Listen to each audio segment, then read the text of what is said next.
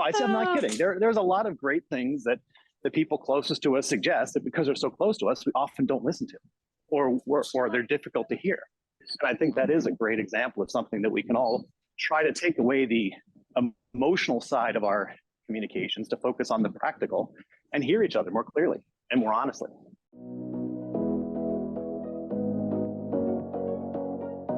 Hello, and welcome to the Art of Living Well podcast.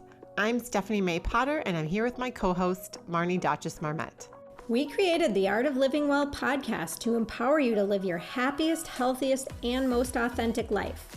Each week, we will bring you inspiring and motivating conversations covering health and wellness topics, including fitness, mindset, food, travel, product reviews, and strategies from a variety of experts, including our own bank of knowledge. We are excited to educate, motivate, and inspire you to change the way you perceive health and discover your art of living well. Get ready to feel inspired.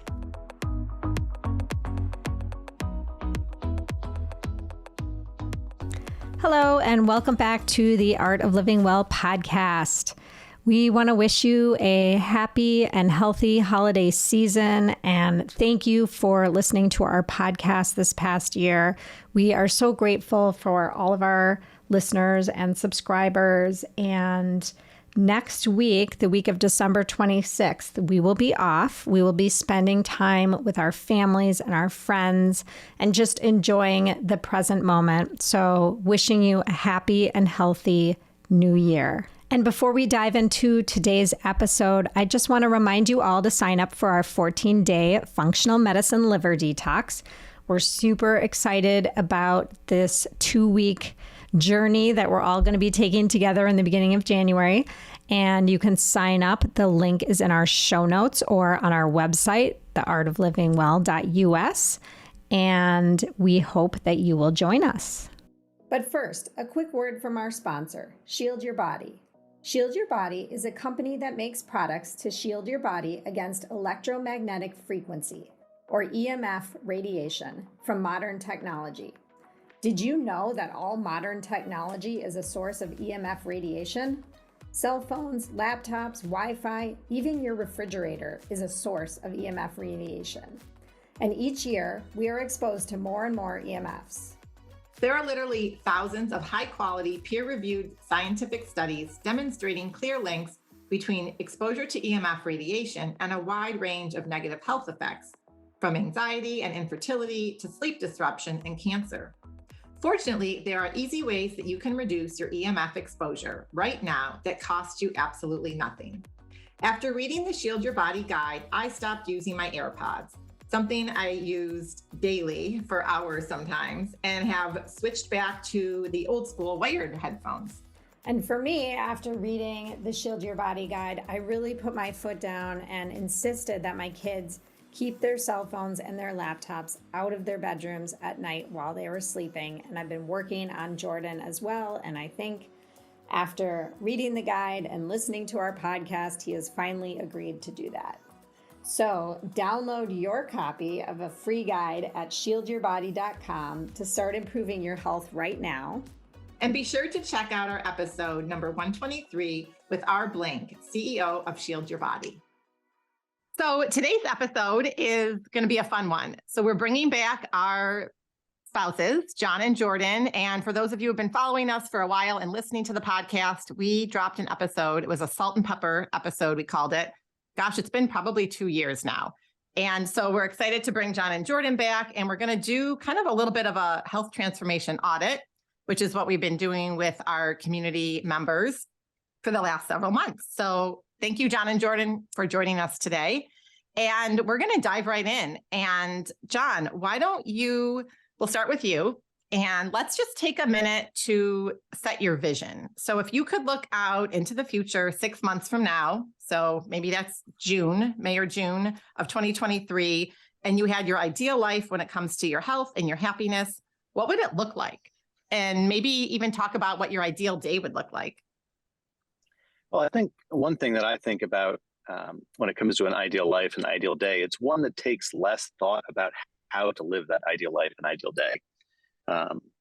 As I think about where I am on my health journey, the choices I make and the options in front of me, everything seems so intentional and thoughtful and purposeful, as opposed to just part of how the day progresses.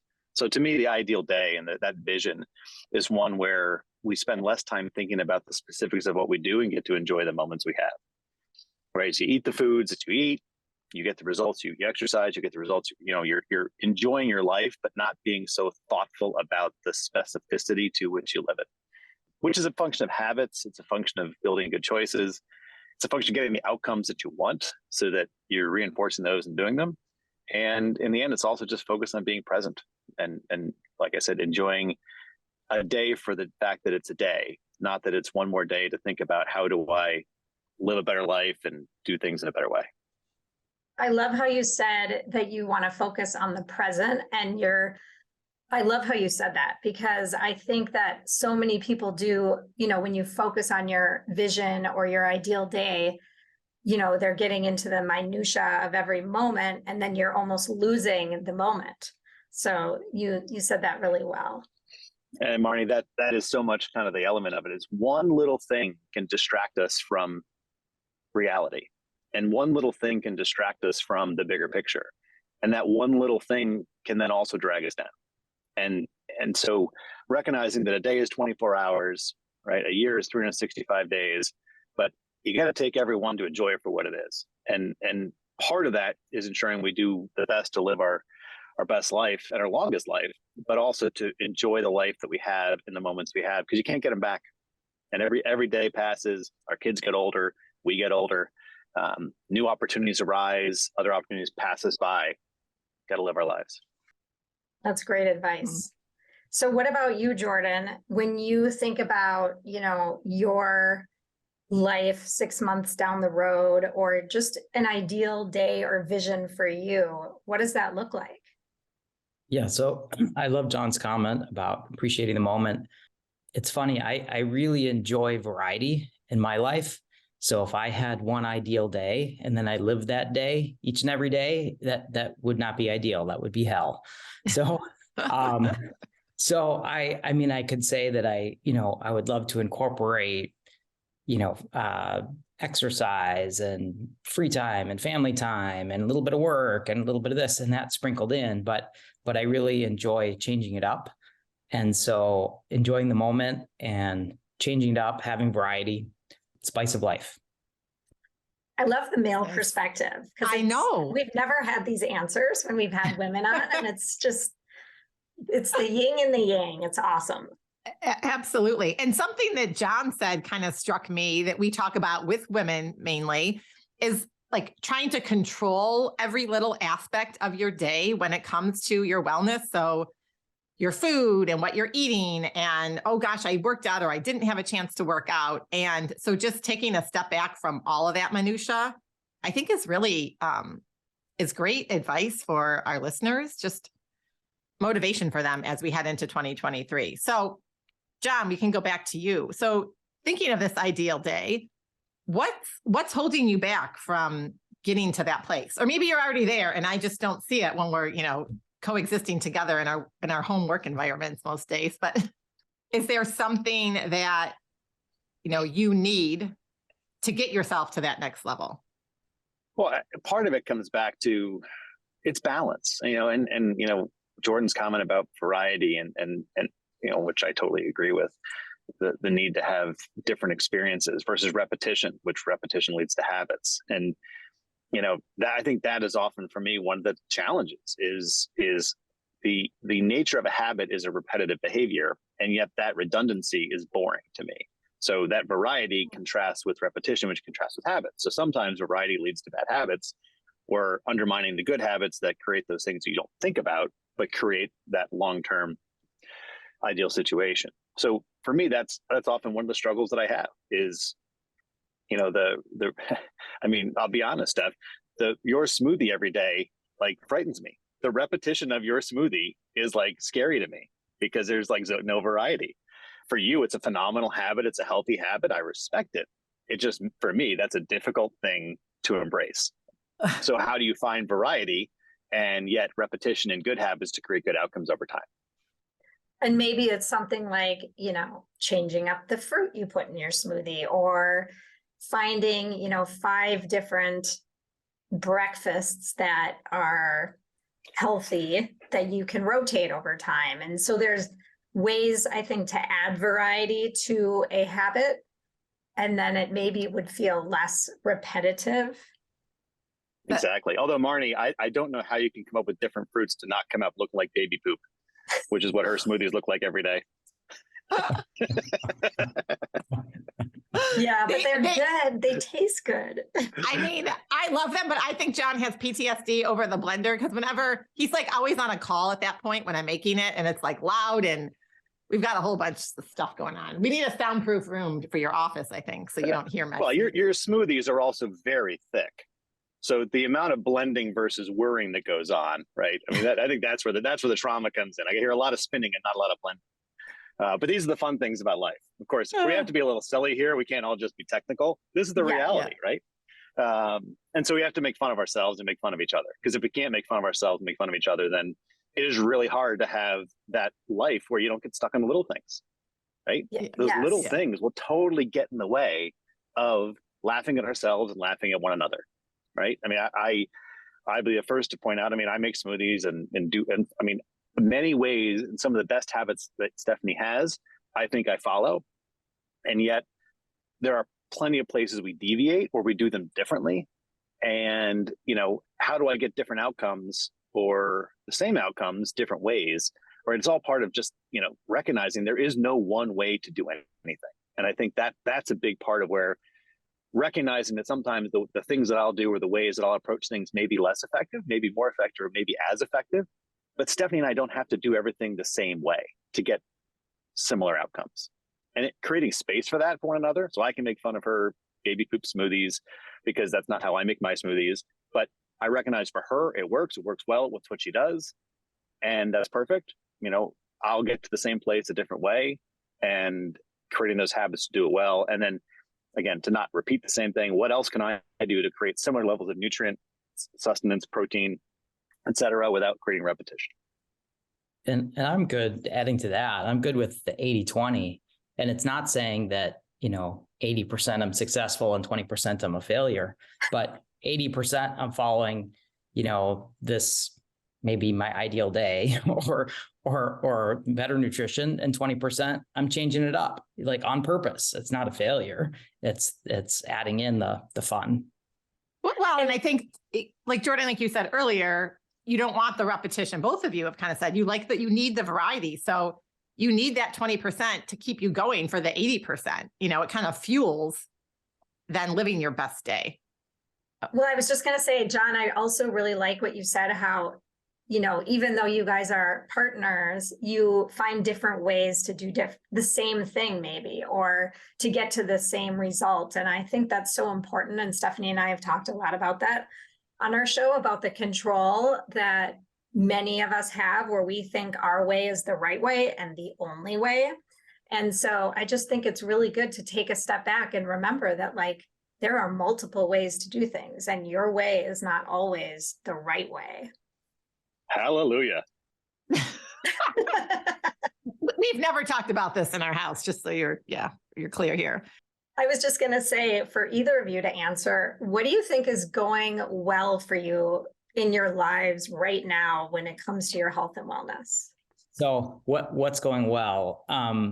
So have made multiple changes of decreasing caffeine intake, of trying to get more exercise days per week, of having more of the baby poop, I guess we can call it now, smoothies for breakfast, and making some better choices about food, adding more veggies into my diet, decreasing some of the protein intake, or animal protein intake. So lots of things I can be proud of, and recognizing that I have plenty of work to do to be in a healthier spot. Which is why, not to jump the gun, but why I enjoy the detoxes as a time to reset and a time to challenge myself to do something that's hard, but something I'll feel good and proud about at the end of it. And then trying to make some of those habits stick through the course of the year. So doing the periodic detoxes has worked great, doing it 3 or 4 times a year. Well, Jordan, maybe you want to tell everyone about your big success the first time, or one of the first times you did the detox with coffee. So 80-20. So I'm back to, I successfully broke a coffee, shall we say, habit, dependence, maybe, but I'm back to having it maybe 2 days a week, which is then enjoying it on my terms, as opposed to, needing it to stave off headaches and grumpiness. I didn't know that. Which, well, you know what, Jordan, I'm with you, because I gave up coffee many years ago. And then I was like, but I do enjoy. So on the weekends, when I know I usually up later, I don't have to, I'm not going to bed as early, it's not going to affect me, I enjoy a nice latte, and it's the perfect balance for me. I think that's what the detox does, is it resets the habits or starts new ones. And then you can kind of like ease back into what is sustainable for you. And it sounds like you figured that out. And what's interesting there, is back to those habits. And, I'll jump to the detox topic quickly, and then I'll come back to Marnie's question. But, for me, the detox is a great reset. It's a pause. It's an element to change the pattern of whatever that pattern is.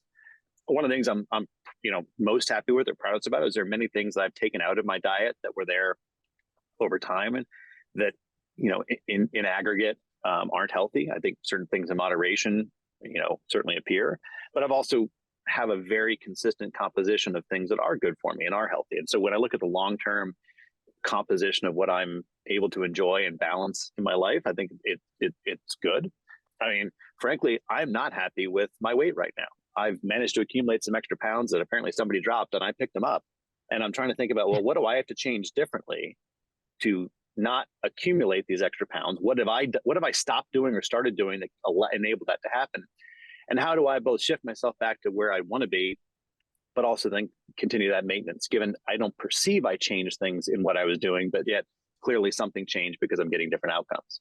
And again, the cleanses to me also create a great opportunity to reset that, to kind of clean out some of the bad things and the things that are holding you back, and then set a pattern and pace going forward to do things that are going to help you feel good, live well, and certainly build on those habits. And as an example, I don't get headaches when I don't drink coffee. So like anything I stop doing during a cleanse, I have zero adverse effects. And I know that's not the same for everybody. I'm very fortunate. I'm very resilient, perhaps. I don't get, if I have coffee, great. If I don't have coffee, I'm fine. To me, it's just purely I enjoy coffee. But I think that's also something to overcome, is that fear of the adverse effects of these things. And I'm fortunate that I don't notice adverse effects, but they are temporary, and they give you a chance to realize the impacts of the things that you've taken out of your daily routine. Absolutely. And I just want to say that I find that, Jordan, when you do the detox at the same time as me, I find it really useful and helpful because we're eating the same things. I'm not being tempted by whatever you're eating, and vice versa. And the kids, well, we only have one at home now, but she just goes along with it and eats whatever we make. And so I would encourage people to try and, join in on the detox with their significant other or spouse, because it is really helpful to have that cheerleader right in your house. Or maybe they're not a cheerleader, maybe they're complaining, but then you're cheering them on. Yes, totally agree. So one question for both of you guys can, answer as you will, is what's one thing in the next 24 hours that you could do to lead you to your ideal day, your vision for 2023, something that will just help on that journey or on that path? And it can be like the absolute smallest thing. I'm going to listen to my wife. That would help me a ton. Oh God, John. No, I'm not kidding. There's a lot of great things that the people closest to us suggest, that because they're so close to us, we often don't listen to, or they're difficult to hear. And I think that is a great example of something that we can all try to take away the emotional side of our communications to focus on the practical and hear each other more clearly and more honestly. I agree, because we have this conversation at home about other matters. So it is hard when your spouse or someone that's close to you you feel like they're nagging or, trying to get you to do something their way. And I think it's like a conversation talking about the outcomes and how you want to feel, and then figure out what works for each individual person to how to get there. And it sounds like, all of us as part of this conversation today, or, that we're striving for that. And I think that's what's helpful, just having these conversations, is being in that having that realization that we're all different and we're all have different journeys and paths and different habits that we can create to get us to that point. So Jordan, what about for you? Yeah, now you're going to make me look bad, John, because I wasn't going to talk about listening to my wife, but I was Jordan. I was talking about listening to your wife. He's just going to listen to someone's wife. It's probably not me, but someone else's wife. So I was just going to say there's lots of little changes that can be made, lots of little tweaks, which, each individual one isn't so hard. Altogether, it becomes challenging, but resisting the urge to stop at the cabinet and eat another handful of chips. So, that's a little thing, jumping on the Peloton and getting a ride in, sitting down, turning off the TV and sitting down and reading a book for 30 minutes. I mean, these are all very easy things individually to do that just, would make me happier at the end of the day, to look back and breathe a sigh of relief, getting a better night's sleep. Which isn't about the sleep quality, but about actually getting into bed earlier and shutting down. So lots of ideas come to mind of things that I can tweak. And I suppose my wife tells me about all those things. So I could frame that as listening to my wife as well. But I'm trying really hard not to. I want it to come from within. Like, that's so important. Like, you need to do, both of you, all of us actually need to do what's good for us, right? And hopefully what's good for us is going to lead us to long lives, happy lives, and lives where we can do the things we want to do. That's my end goal, at least. Exactly. And I think it's just having that vision and thinking about how you want to live your life and the quality of your life come 10, 20, 30 years. That can sometimes be the motivation that you need to start that new habit, to get on the Peloton, to, go to bed early, all those things, Jordan, that you mentioned. I know we know a lot of our listeners have those exact same challenges. So, and then I would just add, not getting caught up in the minutia of it, like John mentioned, and enjoying the moment that you're in. Mm-hmm. So not stressing about all those things that you may want to change, but just like trying to be in the moment. Absolutely. As I look out in like this pretty white blanket of snow that has been falling for the last several hours, and just get outside, take 5 minutes and just enjoy without distraction, right? And to enjoy the moment. So thank you guys so much for coming on today. It was really fun to hear both of your perspectives, and funny. And well, we look forward to you joining the detox with us and being part of our community, so you can offer support to the newbies that will join us and encourage everyone. Stephanie and Marnie, thank you for having Jordan and I on. It is fun to poke fun at each other, but to join and share part of our journey. And frankly, I think it's amazing what you two are doing, both with your podcast and in general with your coaching. And, as someone who is a spouse to this situation, it gives me one perspective, but as someone who just sees what you guys are doing and achieving, that folks you're connecting with, the things you're learning and what you're sharing, it's awesome to be on that journey with you. So thanks for letting us join this podcast for a second time. And hopefully we've earned a right to come back a third time. Jordan, what do you think? I think so. Add a little salt and pepper. Thanks for having us. Exactly. Thanks, guys. Bye. Bye-bye. Thank you so much for listening to the Art of Living Well podcast. We are so grateful that you joined us today. If you enjoyed this episode, please share it with a friend or anyone else you think may benefit from this information. We'd love for you to subscribe to our podcast, leave us a review, and tag the Art of Living Well podcast on social media. If you want more inspiration in between episodes, you can find us on social media at the Art of Living _well on Instagram and Facebook. where we will share snippets from our daily lives and our journey to living well.